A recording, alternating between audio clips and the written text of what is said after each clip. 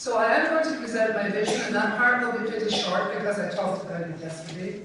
But just something that occurred to me in terms of my name, which is Moira, and something clicked with me yesterday when Father Colin was talking about his, to him, unusual name, which to me is not at all unusual.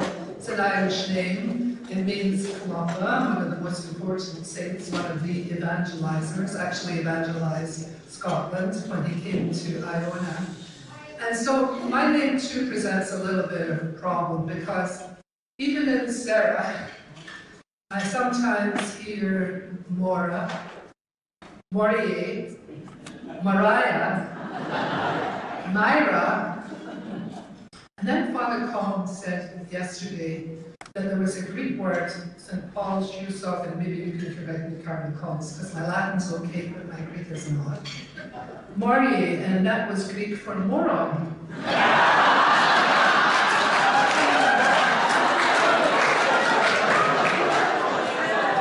Okay, so I know he didn't think about it, but it just registered. And then it took me back a few years to when I was being baptized. And in those days, because it was quite a long time ago, the godparents didn't go to the parents didn't go to the church. You went with your godparents, so the godparents were there. And the priest who baptized me said to my godparent, Moira is not a Christian name. My birthday happens to be the 9th of September, and the 8th of September is Our Lady's birthday. So he said, so we'll put in Mary. But Moira means Mary. So now I'm Mary Mary. And my husband said that priest knew what he was saying, because that's what he calls me, Mary Mary, quite the dream. So thank you, Matt.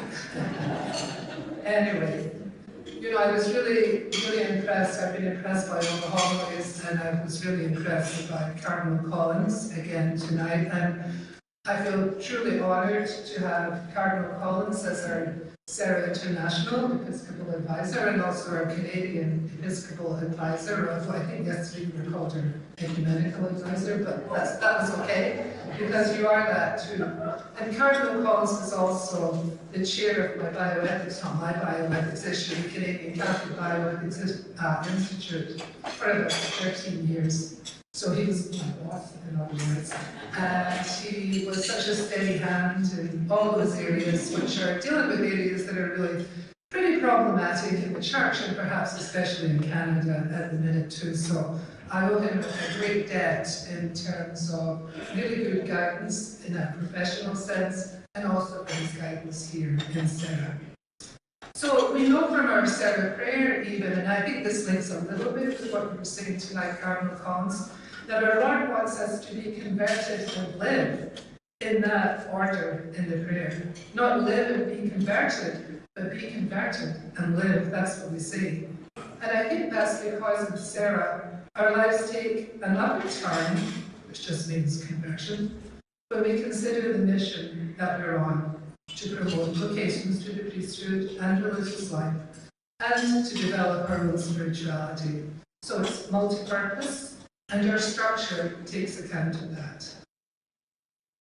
Before the energizing Eucharistic Congress in the United States, which looked as if it was an absolutely fantastic occasion, highly spiritual, and I'm sure will produce many benefits, Bishop Cousins said in an interview, we expect miracles. We want to be set on fire. Truly inspiring words. And he added, our goal is to help the church in the United States make the transformation that Pope Francis has called for, the missionary transformation, so that we can become the missionaries we're called to be. And it just seems to me that that goes way beyond the United States to everything, but it also fits very well our Serra mission, the missionary transformation, so that we can become the missionaries we're called to be. And as Cardinal Collins said, mission means being sent, realizing why we're being sent. We may not be knocking on doors from Serra, but there is a going out and a going forth implication. Serra isn't only about club meetings and personal spiritual nourishment. Those factors are supposed to arm us to go beyond, to go out to the world, even if it's just our own local world. All worlds are important. The new strategic plan has that in mind.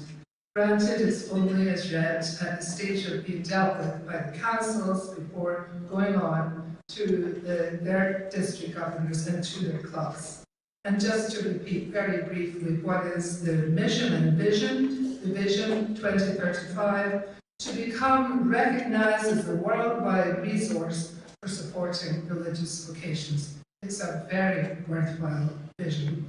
And the overarching goal, which we had in fact been doing before, but this is almost reinforcing, foster a culture of vocations to the ministerial priesthood among parishes, schools, and in fact our families. I won't talk about the priorities, etc. We talked about that. It is coming to you. But that strategic plan is really setting my vision. It's not just mine, of course, it's the whole board's. Our vision going forward, not just this year, but in the years to come as well. And we will have the privilege of working on, well, not the first year, that was Kurt, but in the second year, in fact, of developing the mission. And something else that Father Colm said yesterday really struck me when he talked about Peter didn't sell the law, you know. And Matt and I were talking later about, oh, well, you know, maybe he left it to his children. We know he had a mother-in-law, or maybe, we don't know, in other words. But it dawned on me that a vote is something that's really important, and sometimes we need a vote. And it's such a good metaphor, if you like, for group work. And I don't know if you saw the movie that was called The Boys in the Boat. About, and if you haven't, it's a 2023 movie, and it's about a rowing club in a university in Washington, D.C., who has an annual boat race with some club in California. The Washington team don't have much money, the California university is very wealthy, etc. So we have the sort of usual underdog type situation. But there was a scene in that part where the young fellow who's really had a hard scrabble, background, is working really hard because he really enjoys the rowing, but he's seeing this as a way to help himself. And after a while, he gets really tired out and really frustrated, and eventually the coach says to him, buckle up or you're out. And the coach just says to him something like, it's not about you, it's about the boat. And you can just see the young fellow going away and having the implications of that actually sink in to him. And so I think the whole Peter story is really kind of interesting. This is very scriptural at heart, because Jesus himself uses a boat several times to teach the apostles and then the people. And interestingly enough, at least to me, he talks about the parable of the sower and the seed from a boat, which is a kind of mixed metaphor, if that's the correct term. He even says at the end from the boat that some seed fell on rich soil and produced abundant fruit. Those who have ears, let them hear. Well, Serrans have big ears, and big hearts, and a big missionary spirit. Somebody pointed out to me once that Jesus never sailed the boat himself. Adam and Joni just mentioned something to me tonight about, you're at the helm now. And I thought, oh heavens, Betsy, there's that. But Jesus never took the helm. The apostles sailed the boat. They were the ones who panicked. Jesus was the one who corrected the storm. But it was group effort. Even at that level, I think there's a big moral in there for any organization when we reflect on it. I just want to talk a little bit about myself, not so much about myself, but my little journey in Serra. So, and this is perhaps for new Serrans rather than seasoned Serrans who know a good bit about how Serra sometimes works. So Matt and I were invited 13 years ago, I think, to a meeting with several people to listen to a talk about a group called Serra. So the person who asked the question yesterday about non-recognition of the name Serra really resonates with me because I'm aware of how many people don't know, and all I can say was I'd heard the name but I didn't know too much about it. Nonetheless, I walked out of the meeting that night as president of about to be newly formed called the Serra Club of Halton, and the president is here with me tonight, so I say to her, my president's here tonight, so I have to watch what I say. And so a few years later, I was approached by the district governor to see if I would accept or contemplate the offer of being president of the Serra Council of Canada. And I said, what? I'm not even on the board. It's pretty clear that we're between a rock and a hard place at that particular juncture, you know. And I somewhat reluctantly agreed, though Matt will laugh at that, after thinking and praying about it. Because, you know, it just seemed to me, well, if there's enough support and people will help me, it's not about me, it's about the Lord. Although I wasn't using that particular wording, but the same idea, if you like. And I spoke to Mario Viscardi, who's obviously been president of Serra International. He was just about to become president at that point. And to two former presidents, Canadian, the ones I call the wise men, John Gennaro and George Damiani, many of you will know them. They're all from Toronto. And they promised support when needed. So I said yes, and I jumped a few steps in the usual process, is the short answer to that. But it worked out. And then, and I think perhaps something to do with Mario, I was asked to be in the nominating committee and was guided in that under Tim O'Neill. And then again with Ruben Gallegos, and then with Mike Bragg as chair of the Long Range Planning Committee, and then with Greg Schweitz as VP for Programs, and lastly with Kurt as President-elect. Learning all the time from them, and still doing so. Working with experienced Serrans, many former presidents, on long-range planning was very broadening, as is working with vice presidents such as Margot and her amazing work in membership. She's a true missionary out there in the world, along with Emmanuel and his communications and his committee's new Connects newsletter, telling all our stories from a global perspective. And then there's Bob Rudman and this wonderful Serra Coin project, which is making so much impact, and Tony Maggioni and his dedicated work on programs. I became aware of the time and effort that's needed and sheer dedication given by people like Bob Campney, our treasurer, and Colonel John Halloran, our secretary, and the reports given by the Serra Foundation. And also, it's also important to the work, not just of the board, but to Serra International, to the whole organization. And of course, along with John Liston as Executive Director for his hard work and dedication to Serra, and his team of Barbara and Joe, they're on the front line of calls and requests from Serrans, and who provide, certainly as far as I've ever experienced it, a very gracious and cheerful response to our members.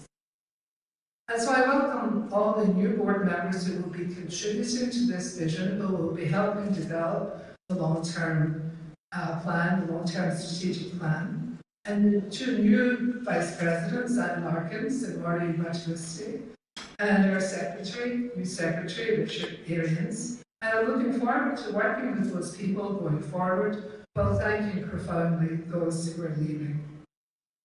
We are a volunteer organization, and it's our missionary spirit that impels all of the above named and all of us here to give of ourselves, our time, and our talents for the good of Serra. And again, I was very taken with Father Collins' four-part description yesterday of how we develop. He wasn't just talking about seminarians, he was talking about all of us when he talked about our being taken, being blessed, being broken, and being given back out in service to the world. So I'm really looking forward to hearing everybody's developments of this new approach through the plan, all the visions that will be made reality as we work through all these points and tasks and make them into something that actually works, something that has an effect in the world in terms of promoting vocations. And I think that the momentum that that may generate will achieve some of the vision, but I think will also help keep us all sort of on the same track as we move forward. Because any plan, it's not just a plan, it is, again, Cardinal Collins, all about action. So I really look forward to hearing from the councils, the board looks forward to hearing from the councils about how they are moving forward in their areas, and also to reading their reports, which I think is a necessary part of any strategy, much as most of us find it difficult and time-consuming to write reports, or a video, or whatever form the information actually takes. And I hope this board hears from the national councils via the vice presidents and their own representatives to the board about what is being accomplished, so that we're kept up to date and taking the steps necessary for us and for the councils to actually achieve these Serra's common goals. So I see this, and I hope it will be an exciting but challenging time. And yes, it will take some effort, but it's a mission we signed up for, and it's a noble one. The next year and the next few years will give us an opportunity to rethink, review, and recommit to the mission of Serra, and every organisation has to do that every so often. I have to mention that I think it's an amazing coincidence that I'm the president, and I was speaking to Sue Chersky just earlier, and I think, for Sue, I'm not sure where you are right now. Yeah, please stand up. And Sue, as you know, was the first woman president of Serra International. And there's been a little bit of a gap, shall we say, but here we are. And so, you know, I will be looking to Sue as well as all the other former presidents for their wisdom, guidance, and perhaps participation, depending on what we're actually dealing with. And then, of course, we have Judy Schumacher as the president of the foundation, and Anne Roth as president of USAC, the three of us all at the same time. Now, I know the Romans used to talk about a triumvirate, but again, here's my Latin verb means man, right? So the three of us cannot be a triumvirate, so we'll have to be a trifeminate or something like that. And I just think it's one of those coincidences that I really actually appreciate, and I'm really looking forward, of course, to working with both of them as well. It's a historic first, I believe, in our organizations, and so that's something I thank God for. So overall, simply, I just feel that all clubs should have a voice if we want everybody to have a sense of belonging in our organization, as well as having a sense of purpose that nearly everybody is carrying out so well anyway. And I do feel strongly that an international board is not just an instrument for telling other layers of the organization what we should be doing. Mission needs vision, and vision needs to be shared. It's really all about communications, and that's another area that I think is already being strengthened, and I look forward to strengthening it even more. We don't want our Serra decisions to be aimless decisions, but say, here are the goals, let's discuss them, let's decide how we will order them, let's discuss how we will achieve them, perhaps even decide to let some of them go if they're not working, because that every so often happens. And always, always, we have to evaluate them. All in the name of moving forward. As I said yesterday, it's not just about a plan in the abstract. The plan is meant to help us. It's not, if you like, the other way around. It's not just to formulate something for the sake of formulation, but so that it will actually have some effect when we go out. It's all about moving forward, because that's the mission we signed up for, Siempre Adelante. So we know our mission has value, we know our goals have value, but do we value our mission? Do we value our goals? Well, I believe we do. So in another language, andiamo, or maybe Jane, all in, you know, for the good of Serra, every day.